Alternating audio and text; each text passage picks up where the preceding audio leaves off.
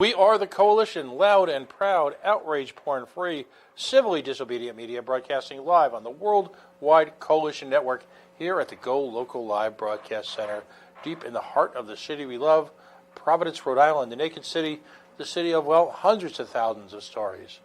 We're going to talk about a couple of them tonight. Facebook.com/The Coalition Radio, on the mighty Twitter at Coalition_radio, and of course the mothership at coalitionradio.us, where you will find links to our podcasts, to our YouTube pages, in all their glory. As always, if you're listening to this show for the first time and you like something you hear, we ask you to take a moment. If you could follow us on the Facebook, if you could follow us or like us on Twitter, perhaps if you've got a YouTube account, follow us on YouTube, subscribe to us on YouTube, and of course, on any one of a number of podcasts that we're on. You know, supporting independent media is very important for the independent broadcaster, the independent news outlet. That's how we kind of sort our way through the white noise that is, in fact, the media today.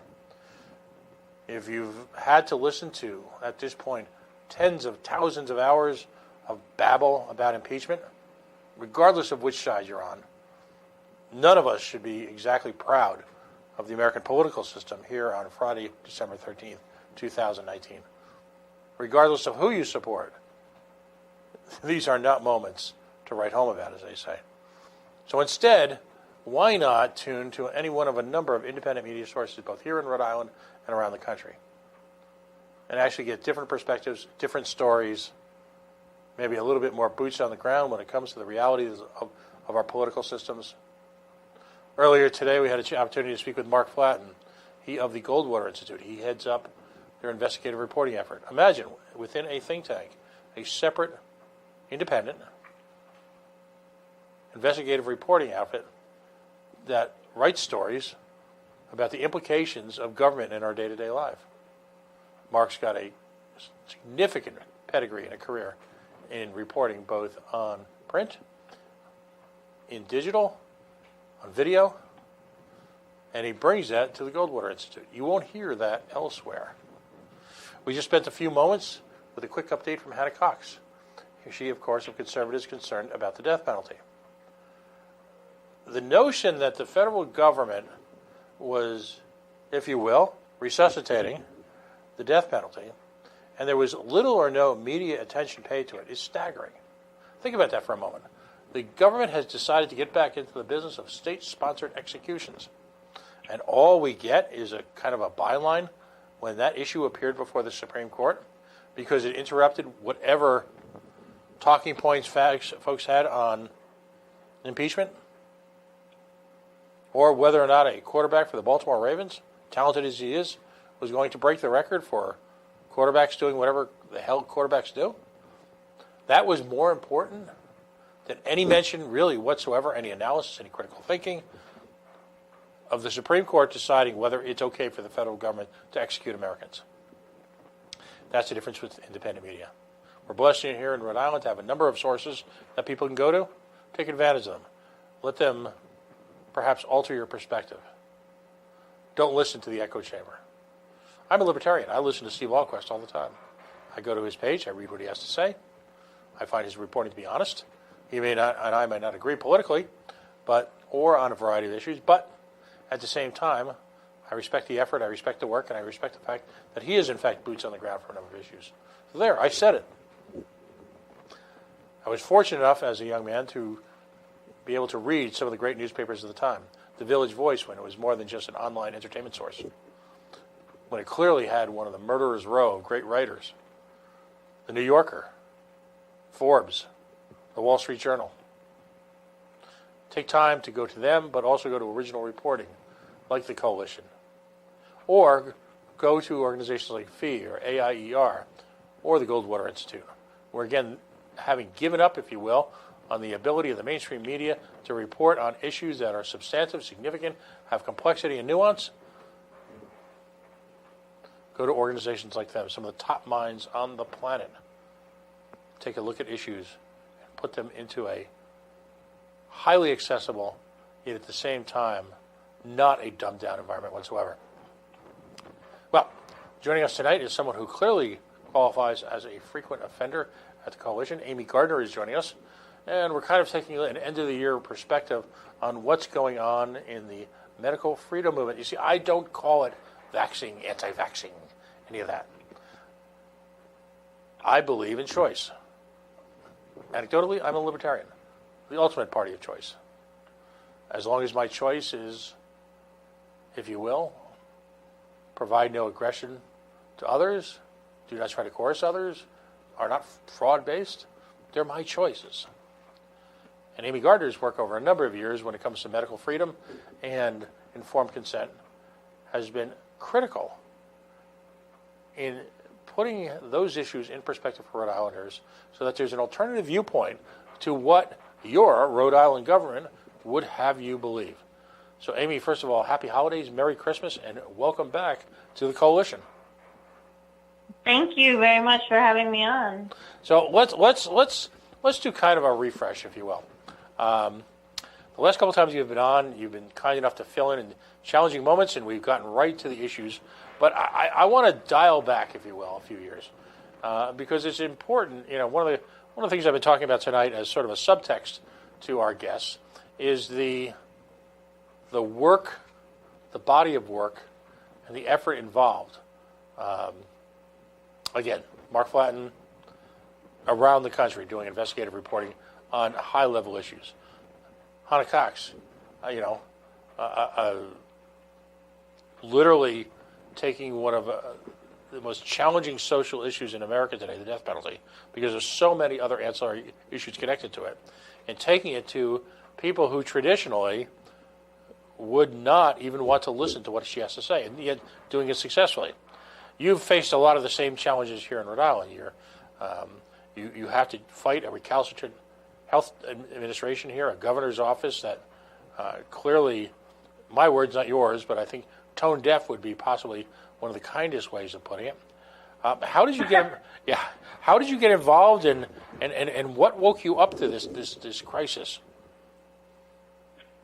Okay, so it was approximately 4.5 years ago, and there was a bill introduced in Rhode Island that was sponsored by Gail Golden and Josh Miller. On the Senate side, they were the only two sponsors of the bill. And the bill was to remove the religious exemption option for vaccination. And at that time, I was not very vocal or public in my opinions. I mean, if you knew me around town, if you knew me in general, you knew I had no problem expressing my viewpoint, but I wasn't necessarily doing it on a social media, internet, public level. And then that happened. And I started rallying together with other parents, primarily Southern Rhode Island, but we were discussing how this is huge. Like, what are they trying to impede on religious rights? This is way bigger than vaccination. And so we all rallied together to make sure that other people knew about it and to make phone calls and emails. And needless to say, that bill obviously didn't pass. It also never had a companion bill on the House side. It was the Senate only. Within approximately 5 months of that, the public started getting notices home from school departments telling them that they were going to need to vaccinate for the HPV vaccine for 7th graders. And a mad uproar throughout the state of Rhode Island happened as this particular virus, a human papillomavirus, cannot be spread in a casual classroom environment. So there was a huge amount of anger throughout thousands of parents to have to be told that they have to do this. And so I just basically said, I've had it. And this isn't okay. It was definitely overreach. It also made me start asking questions. How did this even happen without any of us getting like notified beforehand. How did this come about? What are the processes in Rhode Island? How did we get here? How do we make it go back to where it was? So all these questions happened, and a lot of pissed off parents, and I just basically worked to rally that amount of emotion in a direction to make change. And Rhode Islanders Against Mandated HPV Vaccinations is an organization that still stands to this day that I am the director of, and it also advocates for informed consent, which is a huge piece of this entire thing. We were never informed about what was happening with the Department of Health, why these decisions were being made, what is the premise behind it, why are the school systems being used as the strong arm to make the public take a vaccination that has no impact on the classroom whatsoever. So this all just snowballed, and then the more that I learned about the system, the more that I learned about the process in which vaccines themselves are brought to market, the more that I learned, the more I realized that there's a whole nother realm to this that is not told by the Department of Health. It is not readily informed to the public, and so I started working harder at making sure more people knew there was a whole nother level of information. You just have to know where to look, and then once you know where to look, it's right there. It's verifiable. It's not hard to make sure that you understand, but if you don't realize you need to look for it, you don't know where to start. One of the, if you will, challenges / blowbacks that I get when I have folks on from the medical freedom movement who discuss things like informed consent, some of the structural challenges, if you want to, obviously I'm speaking in government speak almost, but I'll call it these structural challenges surrounding the integrity of the vaccination approval system, if you will. All of these things. I'm shocked sometimes how the level of vitriol I get from a small number of people who, because you don't have a degree in neurology or microbiology, that somehow that you're not allowed to speak, that you're not a doctor. How do you respond to that? Well, everybody started out being a human being on the same level before they went to college, and everybody is capable of learning.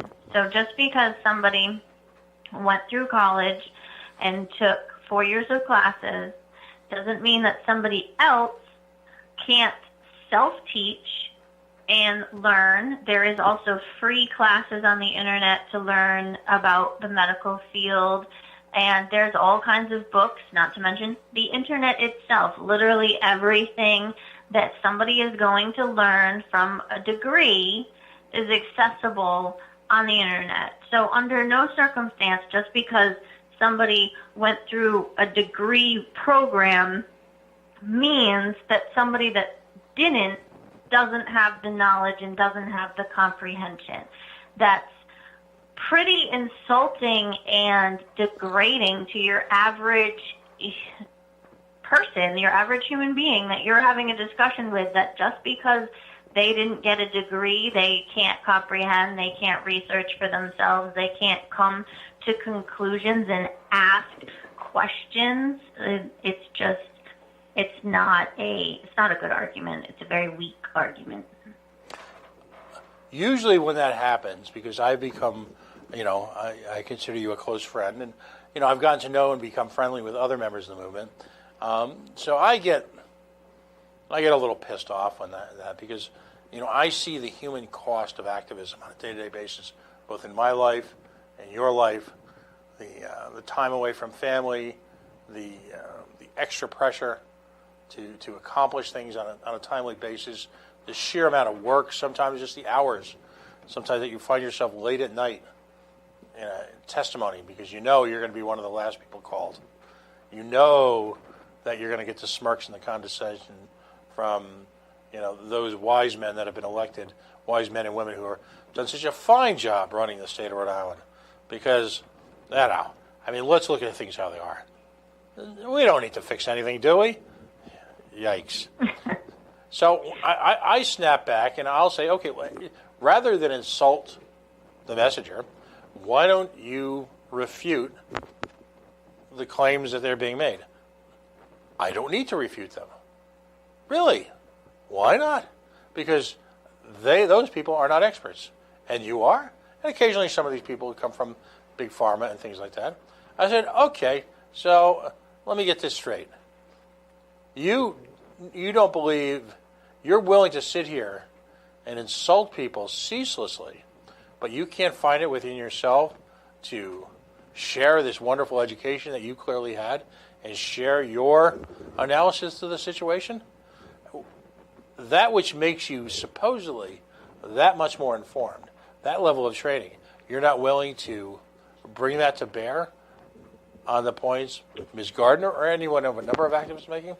Almost unanimously, no. And that to me is the biggest indictment of the status quo, because if your viewpoint has so little legitimacy, I don't know, should be easy for you. Take it out, shoot it down. Once and for all, answer these great questions. Answer questions that haunt me as a parent of two 20-somethings who managed to get out, if you will, from under the system before it became so onerous.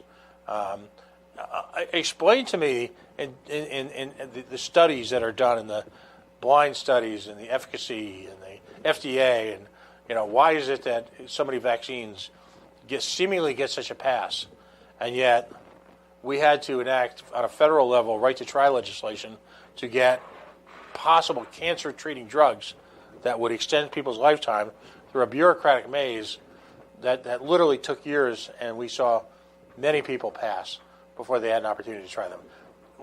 Explain to me that dichotomy. Nothing. So, yeah, basically a nutshell way to say it is your Advil goes through more rigorous testing than a vaccine ever will.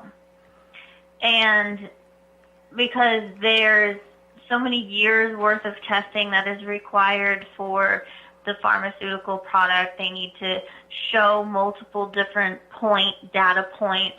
There is a very lengthy process, and mind you, there is still times where that, is faulted and things get pulled off the shelf. But on average, your pills that are prescribed to you go through a fairly lengthy multi-point process to get their approval.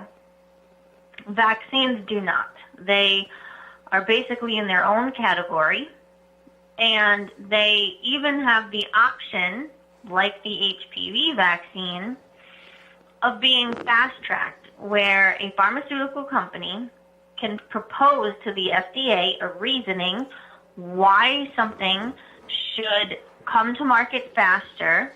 They can pay a hefty, basically, application fee, or AKA bribe, to the FDA with this application for fast-track approval, and then the vaccine can come to market. And the HPV vaccine was put on and approved with approximately 3.5 years worth of testing, which is an extremely short time frame for any kind of consumable product, and especially one that you're injecting directly into your body, and you're bypassing your body's natural detoxification system.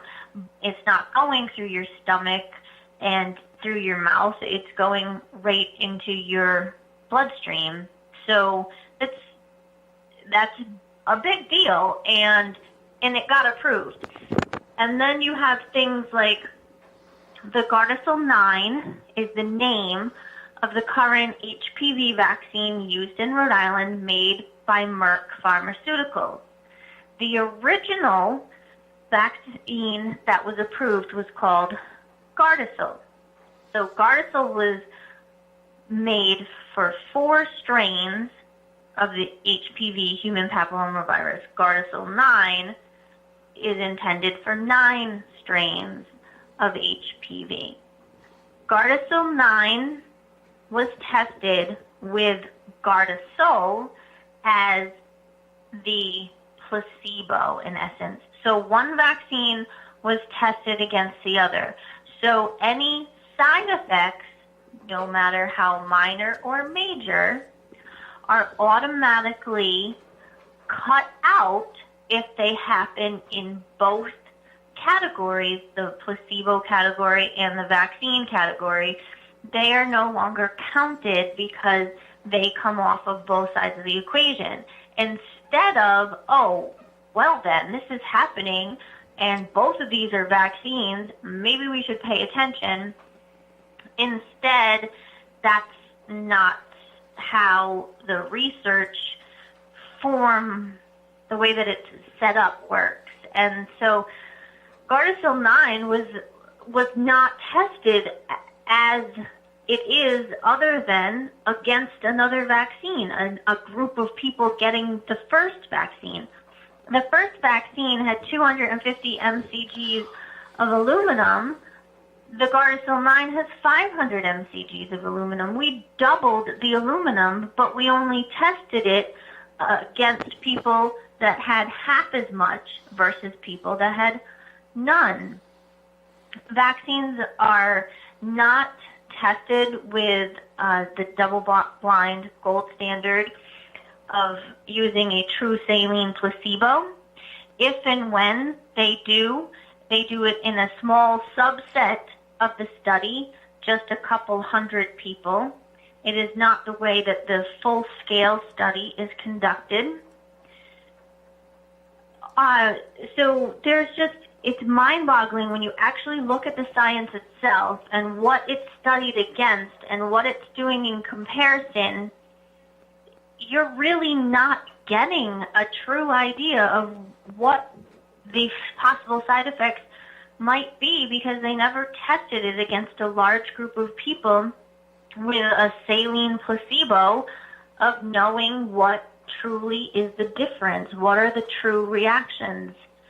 And then specific against the HPV vaccine, that vaccine has a humongous number of reported adverse reactions.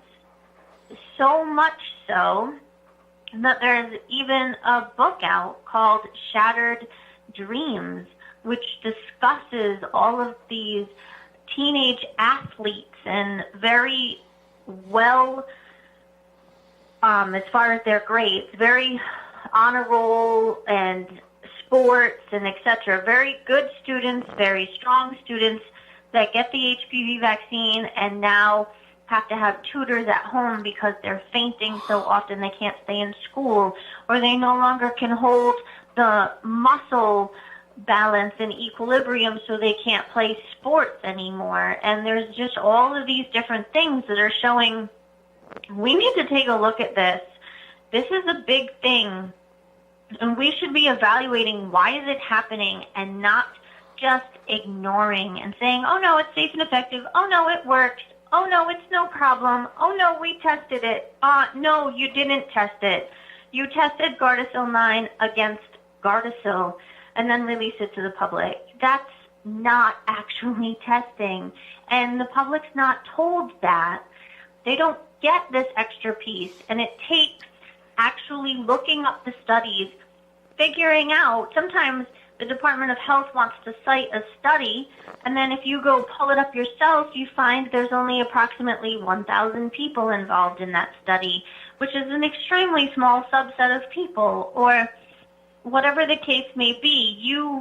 I have found in my 4.5 years of doing this, you cannot take what is told to you from the Department of Health or from your doctor at face value that it's actually what it is. You need to go find the study that is being referenced, ask for the exact name and the date that it was released, and take a look for yourself. What is this and what does it say? because more often than not, it's not the same thing that they're trying to portray it as. I'm going to jump in with a stunning statistic. At least I find it stunning. We've all actually become the subject of sort of a gallows humor.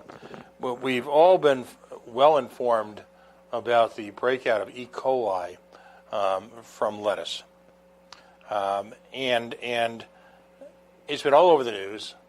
I don't know the exact amount of product that's been recalled. I've got to believe it's millions of dollars. According to the federal government Center for Disease Control website, as of December 4th, 2019, a total of 102 people infected with an outbreak strain of E. coli had been reported from 23 states. That was enough to prompt recalls around the nation of product, creating significant losses and representing significant oversight by the federal government.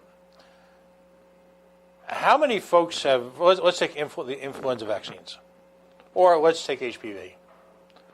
Is it fair to say that more than 102 people have gotten sick from any of those? Oh, yes. There's more than 100 people that are reported having died from the HPV vaccine. All right, literally died.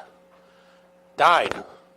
So on one hand, you've got a government watchdog agency bringing to a crushing halt the sale of lettuce for an infinitesimally smaller impact than you will on the distribution of a variety of vaccinations, a variety of medicines. What do you think of that? What's your first thought when you hear that? Well, it's not the least bit surprising for me, but it comes down to pharmaceutical lobbying, basically. Mm-hmm. The pharmaceutical company is the largest, heaviest dollar lobbying agency to Congress. And in 1986, they lobbied Congress to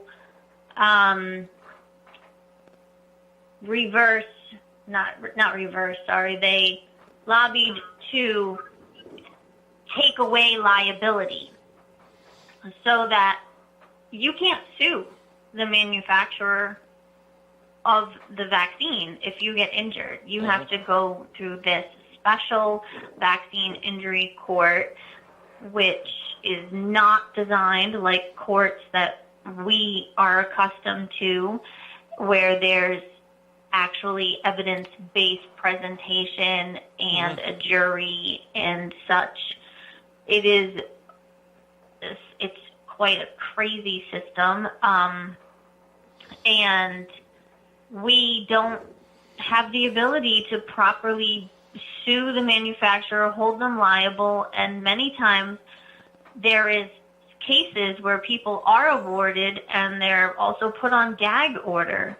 So now somebody was injured, they were paid a compensation, and then they're told they're not allowed to talk about it. So that is like red flag like no other. Like, excuse me, you are injured and the government wants to add a gag order to your compensation?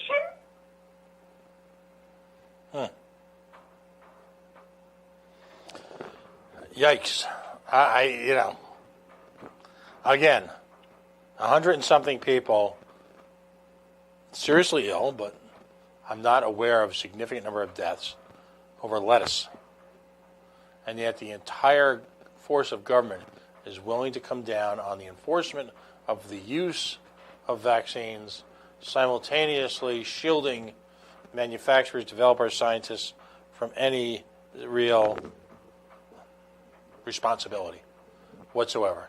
I'm not aware of it. Yeah, go ahead. It's become the next socially acceptable way to discriminate also. The vaccination program is being treated as a religion. You don't comply, you don't believe, you don't do and follow the mantra that we tell you, so basically you should be ostracized. Like, it's being treated as a religion, literally being treated as such, that you are supposed to believe in, follow, not ask questions, go along with. And when you do, then it has become socially acceptable to ridicule, to bar you, to try to push you aside, and it's unbelievable. I mean, I personally have done this very much from an inquisitive mindset. There is activists out there that do come from the premise of, don't get any vaccines, don't participate in this program, don't ever do this.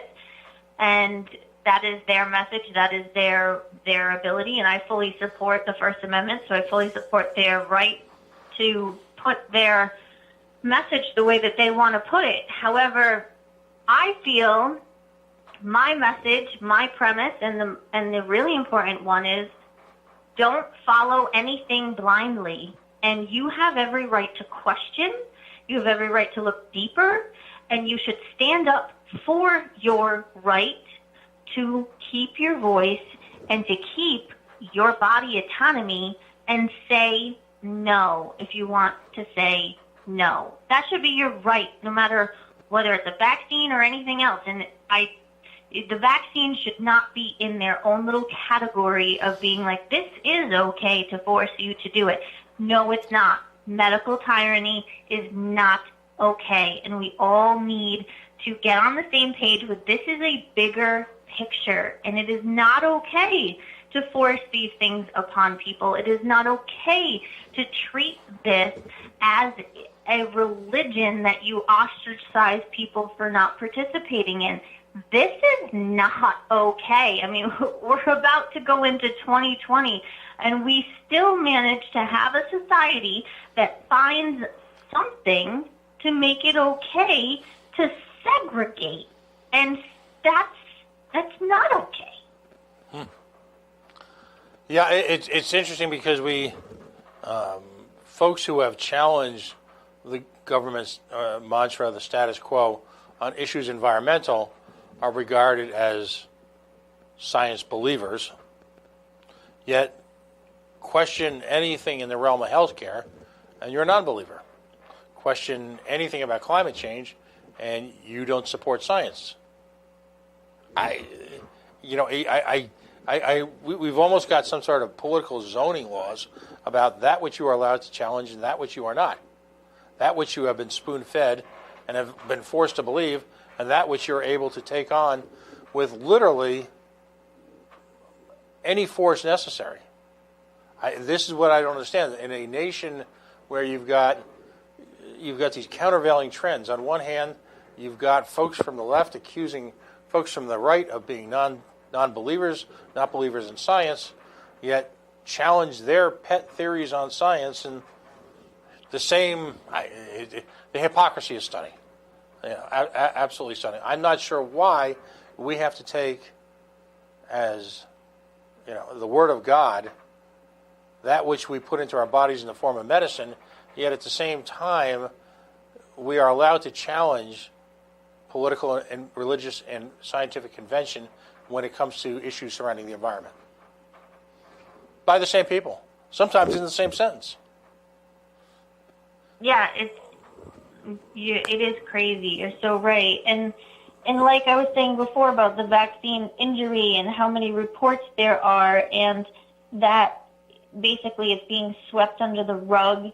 And you even have doctors that refuse to report it. Some doctors won't report it when in that same 1986 act that gave the manufacturer the liability-free and no repercussion, that same act says that the doctors are required to report, and which that was supposed to be part of the safeguard. Should something happen, there would be a track record. Except there is no repercussion if a doctor does not report. So even the law says that they are supposed to, there's no repercussion. There's nothing written in as a consequence when they don't. And so it has become this big, I see nothing, I just believe everything's great. It doesn't matter that the parent is telling me this. And it's sad. It's a very sad situation. And how much has happened. Like just 30 years ago, the chickenpox vaccine was a convenience. It wasn't even common. Most people didn't have it. Most people my age got the chickenpox. Like it wasn't even a big deal. Now it's even that vaccine is like, oh my gosh, why would you not get the vaccine? Like what? The vaccine was literally created, and it's even in the records that because more and more people were having two parents out of the household, and to have a child that needed to be home for a week because they got the chickenpox became more and more inconvenient. So the vaccine was created as a convenience, not because chickenpox is so deadly that we needed to actually worry about it. And now here we are on the other end of the spectrum 30 years later with no manufacturer liability. The fact I will give them, their marketing was on point. Man, did they plan this incrementally over the last 3 decades and knew exactly what they were doing over time. And now they have created a society that does not, for the most part, question the vaccination program, question what's going on. And they have a whole other section of society that's ready to be like the peer bullies of attacking those that ask questions. And that's not science. The whole premise of science is questions. You come up with a thesis and you ask questions and you get to the bottom of questions. And science is ever changing. And yet we have this mantra of the science is settled, it's safe and effective. That right there shows that that's not a legitimate statement. Absolutely. If you're just joining us, Aimee Gardiner is spending some quality time with us this evening.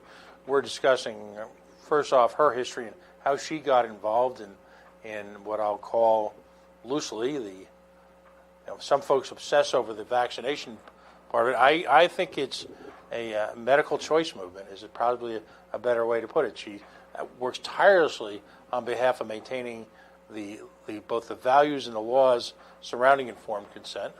And she is one of the legion of Rhode Island political volunteers who has sacrificed greatly both in time and money and family time to do so.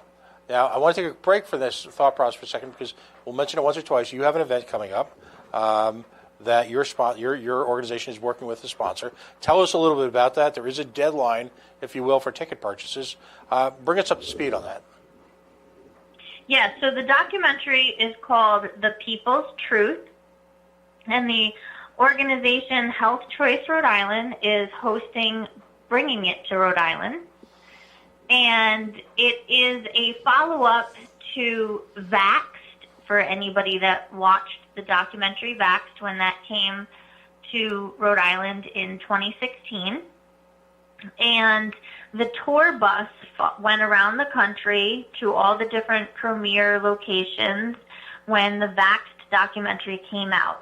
And The People's Truth is the parents and the doctors and the scientists, people from all walks of life, from those that do have the degrees and the education in the field to those that have been self-taught because something happened to their child and they needed answers.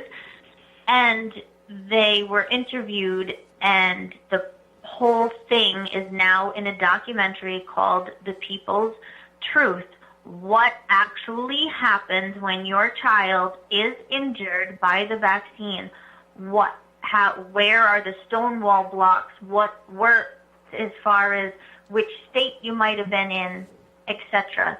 And so we're bringing that documentary, and we do have to reserve so many tickets in order for the documentary to play. And it's on gather, GATHR.us. is the organization that brings it in, and there is also on Facebook the live of this right now has the Facebook event of the showing, so you can get your tickets, and it's, I believe it's $15 a ticket, your regular movie theater ticket price, and you can get the tickets now, and you can also give them as holiday gifts, and the tickets are on sale for one more week till next Friday, and the show date is January 6th, so the show itself will be playing on the night of January 6th. I'm going to be looking to the archives. You know, we had the producers of the original Vax movie on the show. I think that was the first time you were on our show, back in our pre-digital days at Coalition Talk Radio. Well, when it was on the radio. And I just remember it was a real eye-opener for me because I hadn't been really privy to the movement. I'd sort of allowed people to convince me to dismiss it. And, you know, it's stunning how this has evolved. Again, we are live with Aimee Gardiner. This is the coalition, of course. We are loud and proud, outrage porn-free, civilly disobedient media, broadcasting on the Worldwide Coalition Network. I am the host, Pat Ford, and producer. You know, and I think back to that moment, and again, you know, it's I've been blessed. My children managed to pass largely unscathed through their formative years in the American medical system. We did have a close friend that my wife works with who was hospitalized, I believe, for a couple of weeks as a result of a reaction to an influenza injection. You know, sadly for many people, and I say this, it pains me to say this, that until tragedy or near tragedy impacts their family, most folks don't get involved in this. You and the folks that I've had on the show in the last few weeks got involved because of, you know, they had their own moments when they woke up to it. But it's stunning to me to see folks so casually dismiss a real crisis in terms of medical privacy and medical care, safety, efficacy of our drug system, to just dismiss it so casually while all this is going on. You know, what's the cliche now? Dancing with the Stars seems more important to most. We are coming up to the influenza season now. I guess I should have had my vaccination already, but I'm going to try and risk it for another year.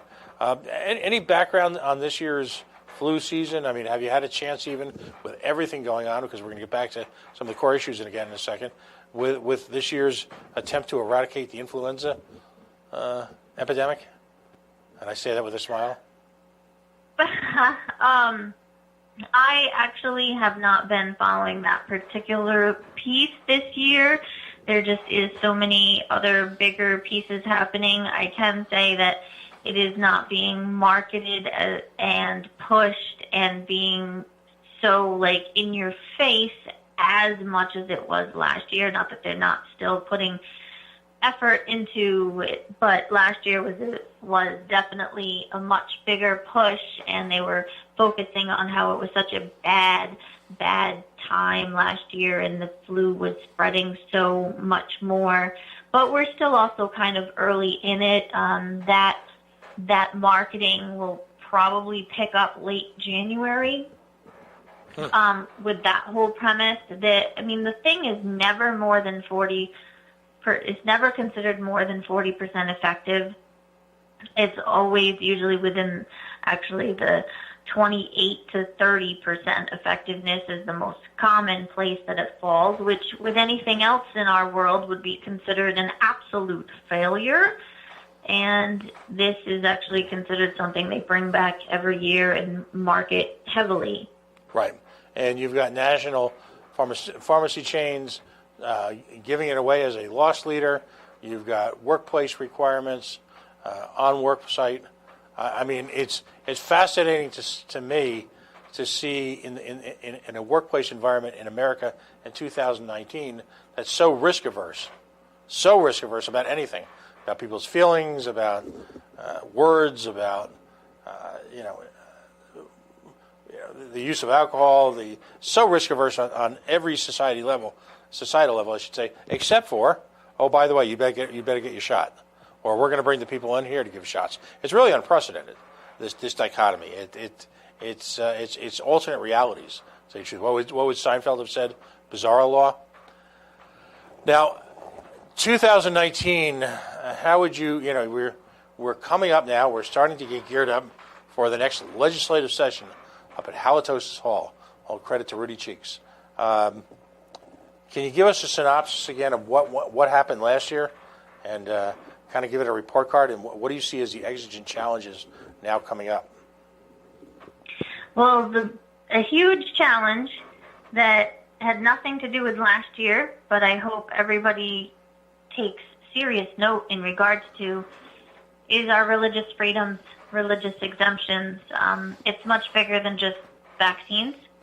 And the state of Massachusetts is currently already just had a hearing last week, and they have not made a vote and decision yet, but to remove the religious exemption. And the state of California removed the religious exemption a couple of years ago. And the state of New York just did it. And this should not be happening. We're talking about religious freedom here. Your right to practice your personal belief system. And this has gotten to such a point that not only are they pushing this vaccination regimen to the level that they are pushing it, but now the average area doesn't have more than 2.5% religious exemptions on file. Approximately 2.5% of the school population might have a religious exemption on file, less in a lot of areas. So we're talking about this very small subset of people, and yet there's this sweep across the nation of legislation to remove the ability to file for a religious exemption, to say that this is not acceptable. And one big, huge, common reason is because multiple vaccines use aborted fetal cells. And there are people that in their religion are 100% with their conviction, that's not okay. They're not going to inject a product with aborted fetal cells into themselves or their children. And now they're trying to go across the nation to say that this is not okay. So, we know that the Rhode Island Department of Health already stated behind the scenes to nursing students at Brown University that they intend to remove the religious exemption in Rhode Island. So that may be on our horizon for 2020. It may be on our horizon for 2021. But we know that the Department of Health in Rhode Island intends to go forward with this in the state that was founded on religious freedom. Right. And so this is so much bigger than vaccines, and that's the part I want to stress to people. People need to stop glossing over their eyes just because it's the vaccination topic. Don't gloss over just because you've made up your mind, oh, I do want vaccines for me and my children. That is awesome, and I support your right to choose to get those vaccines.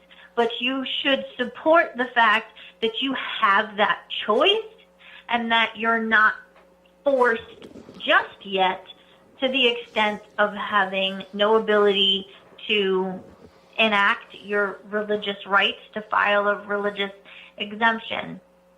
Or just the fact that even if you're not filing for a religious exemption, how about things like the flu shot, which has a failure rate, or the HPV vaccine, or the Hep B vaccine that are not going to impact your average school classroom? So why are we being said that we have to have these, or you have to file a religious exemption not to have them. Like, we have pushed the limits of this program to such an extent that now it's more about getting them all and not what are the risk versus benefits. And maybe some families, all the vaccines are the best. Maybe for other families, they're not all the best and just some of them. And then for other families, no vaccines are the best choice.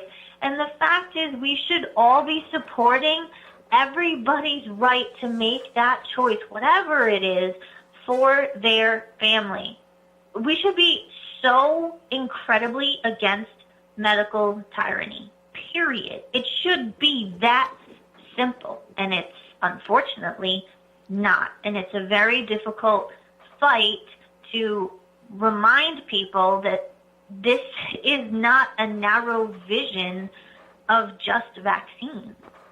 Right, because across the board in the informed consent / medical freedom movement, we see continued attacks on the civil rights of the individual.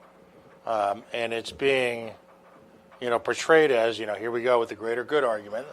But ultimately, individual rights are under attack. And yet, at the same time, so much of the political constituency in support of these attacks on the individual's consent are simultaneously pro-choice when it comes to abortion. Now, I'm pro-choice. And it's a difficult issue for me morally, but I've come full circle to the point where I happen to be pro-choice. But I'm also, when I talk about choice, I mean I'm completely pro-choice on everything. I don't get to single out what I get to choose and what I don't. It's just, that's not how it flies. I want to have informed consent and choice on any medical procedure that I am involved in, because I believe in self-ownership. So, and that's true whether it's, you think of some of the issues we've covered tonight. Again, the coalition, we cover the third rail issues, the death penalty, licensing, medical freedom. Why do you think, is it a failure of our educational system to give folks an understanding of civics that allows them to be cherry-picked on their individual freedoms? Oh, that is definitely a piece of us. Considering I have an 18-year-old, and I homeschooled him for part of his high school career, and the interaction with a lot of other teenagers and the obliviousness of how to stand up. Like, do you have an issue that's important to you? Whatever that topic is. Do you want to make other people hear that topic? How do you do it? And so many have no clue besides hitting social media and making a post and making noise on the internet.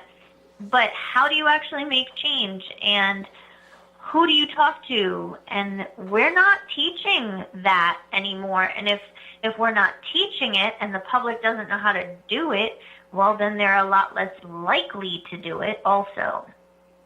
Right, and proponents of their civil rights are all of a sudden looked upon with an element of a kook factor. What is it you want to do? Of course, unless it's on that list of civil rights that are officially approved. I guess parts of your body you own and other parts you don't. Not quite sure how that evolved. So the database bills last year, those succeeded, correct? Oh, yes, they passed. Do you get any sort of, it was just 2 or 3 years ago that the prescription medical database passed, another bad database law. And already there seems to be buyer's remorse with that. Do you get any sense that there's any buyer's remorse with any of the legislation passed in the last 2 or 3 years? Or are we just... Oh my gosh, no, not it, especially not within the Department of Health. So my team of, I shouldn't call them my team because at this point. They are awesome independent activists in their own right that do a lot of their own independent work within this field, and they are rock stars. But the crew of the main of us that are constantly watching the Department of Health, we attend or at least call into their conference number for their vaccine advisory committee meetings that they have. And they not only just discuss the marketing and the numbers and increasing and getting more patients to take the vaccine, and rarely ever do you even hear the topic brought up of vaccine reaction or the safety and effectiveness studies, or like ever hear them actually evaluating the science before they decide we should keep increasing and keep pushing. It's all about the numbers and the sales and getting more people should get this, more people should get this. It's like the whole premise of their meetings.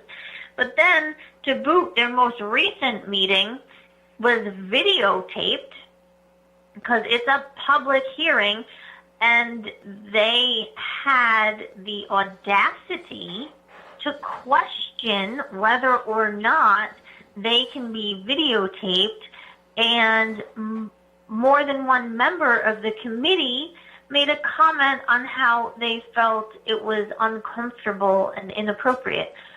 So exactly what do you plan on saying in this public meeting that you're afraid the public will be able to replay and hear later? Like, it's ridiculous what goes on in that department.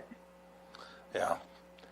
So with regard then moving forward to the 2019/2020, has legislation, have they come up with more bad bills? I mean, there seems to be death by 1,000 paper cuts. Oh, yeah. Well, our team is working on bills ourselves to continue to put forward bills similar to what we've done in the past with advocating for informed consent and protections within that, making consumer protection policies, and then watching very diligently for when Department of Health things do get submitted so we can inform the public and fight them. But the first thing, the most important thing I want to tell people to do is find out, if you don't already know, who your senator is and who your representative is, and make a phone call, introduce yourself, and whether or not you want to talk about this particular topic or you want to talk about another topic to be your first time talking to them, make a connection, speak with them, and so that when you contact them again in the future, you can have a rapport, you can have an appointment, you can sit down in front of them, you can show them paperwork, and you can hopefully influence their decisions. But you need to make that contact with them. Uh-huh. And if you don't want to start your first contact with a controversial topic, then just do it with any topic that you find important to you. But definitely, we're about to go into the legislative session, so try to make contact now, even if it's just a 5-minute phone call. Get to know your legislators. Yeah, that's a great point. That's an outstanding point. Because once House is in session, then these folks are tied up with their personal lives, and then the rise of the House, as they call it, when they convene, is typically mid to late afternoon. And depending on the night, there could be committee hearings till 10, 11 o'clock at night. So getting bandwidth to these people, it's important that relationships be established before an individual issue is considered, so that they aren't given tacit permission to shut you down because it's an issue they disagree with. It's a sales job like anything else in life. And the key is to be well informed, polite, on point, and persistent. That's really the holy grail.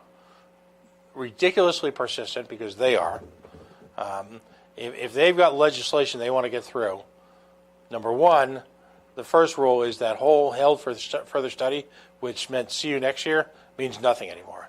What it means, more likely than not, is we'll see you a couple hours before the session ends, and we'll shove something through. Number two, increasingly amounts of legislation are being included within the budget because it's an easy end run around having to have the type of public hearings that you saw, for example, for the Pawtucket Red Sox Stadium.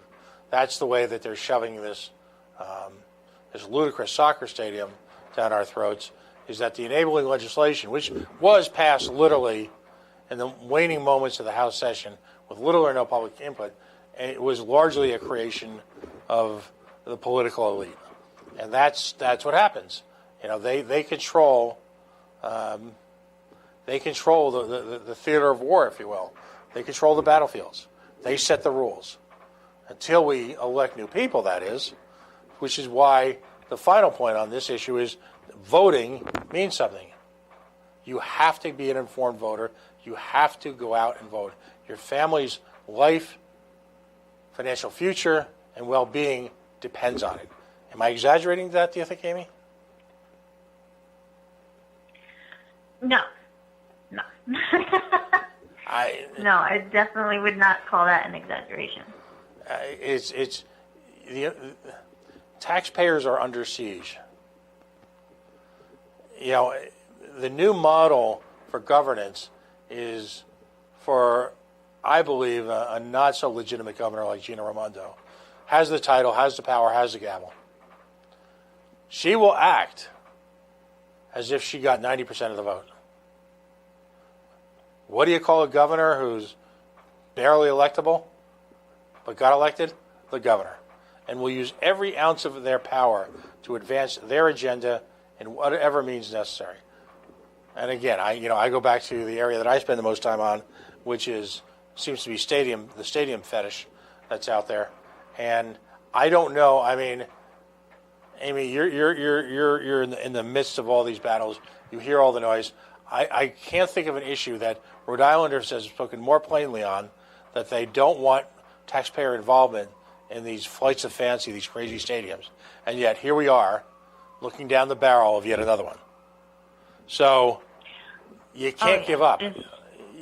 You simply, there is no room. It's whack-a-mole. They will be relentless. They will, they are uncaring. They are not even interested in what you have to say. It's brute political force that is brought to bear by informed opinions, presenting itself at every opportunity in and around the state legislature that gives you a chance, not even guarantee, a chance at holding back any more of these encroachments in our lives. While the schools collapse around us, we've got a government that's hell-bent on making sure that we feather the nest of big pharma by making sure that we take our flu shot and any of our... How many in the state of Rhode Island, how many vaccinations are we up to now for a small child? How many is it total, roughly? How many are required? Is that what you mean, or how many are in the schedule? How many are required versus ballpark versus the schedule? I mean, what are we talking now? By the time you're 18, I believe you're looking at approximately 50 doses. So that's doses, meaning like the HPV vaccine is 2 doses or 3 doses, depending on your age. The flu vaccine is annual, and it's required for the preschool age. So I believe it's approximately 50 doses by the time you graduate high school. Wow. Wow. Think about that, folks. Again, 100 or so people were impacted by E. coli on lettuce, and the entire nation's lettuce distribution system was largely brought to a grinding halt. 50 to 60 vaccinations, many of them without the level of scrutiny that other prescription medications have, are being tossed to our children, inflicted upon our children, without our say-so. We are not exactly the land of the free anymore, are we? Oh, no. No, I wouldn't call us the land of the free by far. We're losing our rights at incremental amounts in way too often of a pace, and it's scarier and scarier. Well, give us another promotion, if you will. Tell us again. You've got an event coming up. When do people? This is sort of the new model for these for, I'll call them activist movies, activist material. In a very real sense, you need to sell tickets to guarantee the arrival of this event. Is that pretty much how it works, right? Yes, exactly. We have to sell the minimum number of tickets, which I believe we still need about 36 more tickets to sell before it is a guaranteed showing. And we have to sell them by next Friday. And you can go to healthchoiceroi.org and click on events, and it's probably the easiest and fastest way to locate how to purchase your ticket. But you can also go to the Health Choice Rhode Island Facebook page, and you can find it listed there. And you just select for the Rhode Island showing of the film, because there is other states showing the film too. And you get your tickets, and then on January 6th, you go and enjoy the documentary. But because you can get the tickets now until next Friday for the pre-purchase, you can give them as gifts even to friends or family that you know are maybe questioning the topic or would like more information on the topic. You can use it as a holiday gift.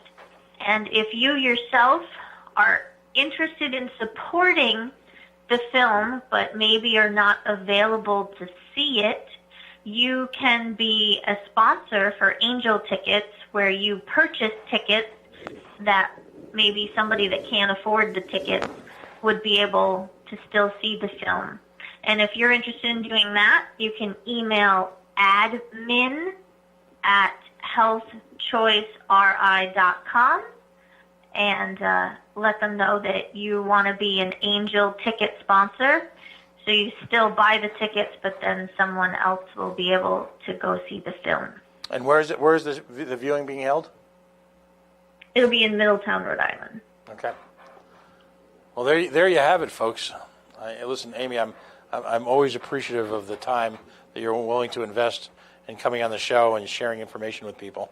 I've gotten to know a number of people now in the movement because of your efforts and your good word. And ultimately, these are largely ordinary folks from a variety of backgrounds: economic, ethnic, religious, who many have children, many had children, and who simply want to maintain medical freedom and medical choice, who simply want to maintain our tradition of informed consent, who simply want to respect individuals, who simply want to bring to bear the same type of resources in terms of investigation and research on some of these vaccines that have been brought. Well, I would imagine sunblock has gotten as much or more research. And there's an air of being facetious here to try and inject some levity into the situation. But again, 100 or so people got sick because of lettuce, and the entire world shut down. People are dying, potentially from vaccine issues. The situations are too coincidental, and yet we've got a collective yawn, if you will, from both the government and the medical industry. So folks, listen to this, because I'm going to share the boogers out of this hour or so conversation. And you want to come at me, you're welcome. But I'm not interested in rhetoric. I'm not interested in insults. I'm not interested in any of that. What I'm interested in is a clear, cogent analysis and defense of your perspective, because this is an issue that, quite frankly, deserves it. So, Aimee, again, congratulations on all your hard work. I know there's been some real challenges this year, a lot of ups and downs. Sometimes it seems like there's more downs than ups. Sometimes it seems like it's, one step forward and 2 steps back. But again, just try as we celebrate the holiday season, try and look it back with you and your associates and activists who all deserve our applause and our moral and financial support. Think where we would be if it wasn't for your activism. And that's pretty Thank you scary. so much for your kind words, and thank you to everyone in Rhode Island. You know who you are that has worked with me or that personally is out there sharing the message, because it's every one of you with its small effort, big effort, and everywhere in between. This is how we make change, and we welcome more and more people to join on. Absolutely. I want to take this moment to again thank our sponsors for this evening. Folks, if you're willing to sponsor a show that talks about activism against the death penalty, medical liberty and informed consent, and let's just say the range of issues we talked about, those folks deserve your support. In fact, as always, I'm talking about Beacon Shipping and Logistics, beaconshippingandlogistics.com, Rhode Island's international shipper of automobiles. Whether you need to get that car out if you're a snowbird, whether Susie's starting college on the left coast, a shipper with international reach based right here in Warwick, Rhode Island, beaconshippingandlogistics.com. Of course, the Yacht Club Bottling Company. Folks, it's the holidays. Folks spend an amazing amount of time preparing dishes and feasts, if you will, the roast beast for all of their family members. Well, you're going to serve some fine wines, perhaps a few adult beverages or other items may be shared around the table this year here in Rhode Island. But you know what? Don't use the refinery soda. Complement your choices of food and whatever with, I believe, America's boutique soda before we even knew we needed boutique soda. Yacht Club beverages are now available everywhere in Rhode Island, as well as their factory store in Centerdale, Rhode Island, which has holiday hours. All right, so that you can pick up a case of the root beer. I recommend the root beer. I'm a fan of everything, but my favorite is and always will be the root beer. Their drinks, everything from their grapefruit soda to their quinine beverages, make fabulous mixers, and they're a hell of a family too, and they deserve your support. All right, so thanks to all of you. Darryl Gould and his group fighting, if you will, the true assault victim of the season, whether it be mold, biohazards. Darryl Gould and his group has been with us since nearly the beginning. So I want to thank all of them, because without them, we simply could not be here. So on that note, Aimee, Merry Christmas. Thanks for joining us tonight. And again, we are the Coalition, loud and proud, outrage porn-free, civilly disobedient media broadcasting live on the Worldwide Coalition Network here at the Go Local Live Broadcast Center, deep in the heart of the city we love, Providence, Rhode Island, the naked city, a city with 1,000 stories. We told quite a few of them tonight. Facebook.com/The Coalition Radio, on the mighty Twitter at Coalition_radio, and of course the mothership at coalitionradio.us, where you'll find links to our YouTube page, our podcast page, and as always, if you could take a moment and follow us on any one of them, we would be grateful. You've got a lot of places that you can spend your Friday night or your listening hours. There are bazillions of podcasts out there.